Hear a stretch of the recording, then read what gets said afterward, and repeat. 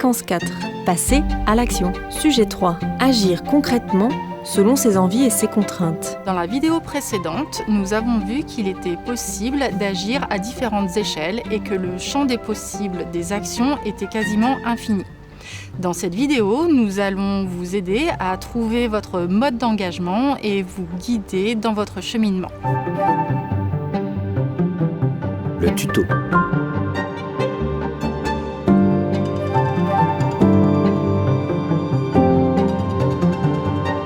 Voici un petit tuto spécialement concocté pour vous. Il s'agit d'un tuto qui est présenté sous la forme de questions dont vous êtes le héros. Il n'y a pas de bonne ou de mauvaise réponse, il n'y a que des réponses qui vous conviennent à vous. D'ailleurs, pas besoin de choisir toutes les questions, prenez que celles qui ont du sens pour vous. Êtes-vous prêt à changer le monde, à en faire un monde meilleur? Alors c'est parti! Question numéro 1. Qu'est-ce qui vous fait vibrer? Pour passer à l'action, autant le faire dans le plaisir et dans la bonne humeur. Alors qu'est-ce qui vous fait vibrer? Est-ce le fait d'observer la nature, de jardiner, de passer du temps avec d'autres personnes? Est-ce le fait d'observer la faune et la flore? Est-ce le fait de voyager, de faire des randonnées? Qu'est-ce qui vous fait vibrer à vous? La liste est longue, mais vous pouvez déjà commencer à vous interroger sur cet aspect. Dans mon cas, ce qui me fait vibrer, c'est de faire découvrir la nature à mon enfant et de passer du temps dans la nature. Question numéro 2. Souhaitez-vous passer à l'action seul ou voulez-vous tenter une aventure collective? Avec vos proches, votre famille, avec vos collègues, vos amis ou des personnes dans une communauté par exemple. Dans mon cas, ça fait quelque temps que je suis déjà dans une démarche pour agir en faveur de la nature face au changement climatique. En ce moment précis, j'aimerais continuer à faire des actions que je puisse faire seule, mais aussi tenter une aventure dans des communautés déjà existantes. Question numéro 3. À quelle échelle? À quelle échelle voulez-vous agir? À votre échelle à vous?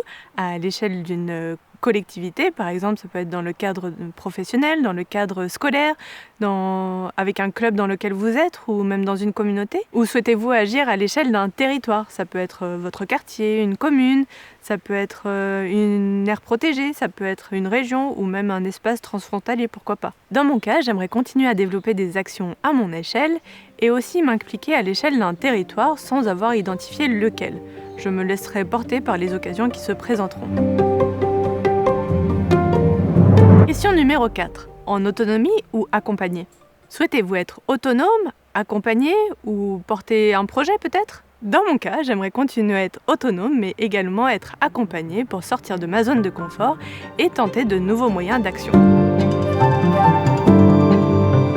Question numéro 5. Quel est votre moteur? Quel est votre moteur? Qu'est-ce qui vous fait avancer? Qu'est-ce qui vous fait que vous êtes inscrit à cette formation par exemple? Pour ma part, 3 choses fonctionnent bien.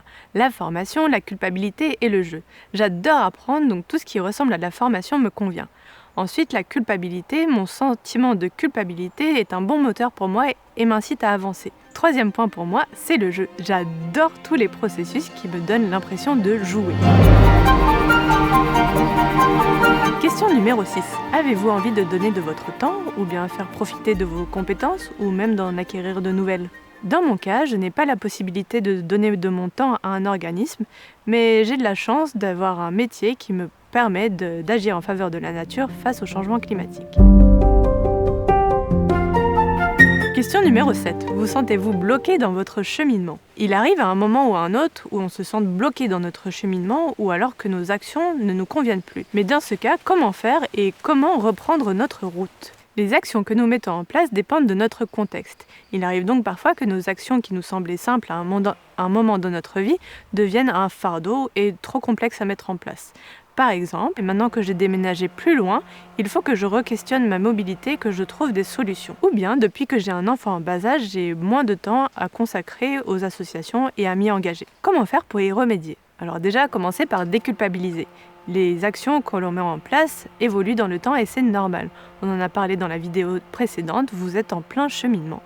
Et vous pouvez prendre des virages, changer de trajectoire, ce n'est pas grave, ça fait partie du processus. Si vous vous sentez bloqué, alors reprenez ce tuto pour revoir vos objectifs pour coller au mieux à votre contexte actuel.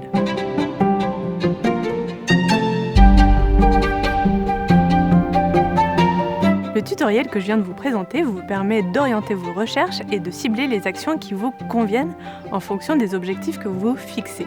Cette liste de questions n'est pas exhaustive, mais vous permet d'orienter vos recherches. Et d'ailleurs, nous vous proposons une activité pratique pour aller dans ce sens et vous aider dans votre cheminement.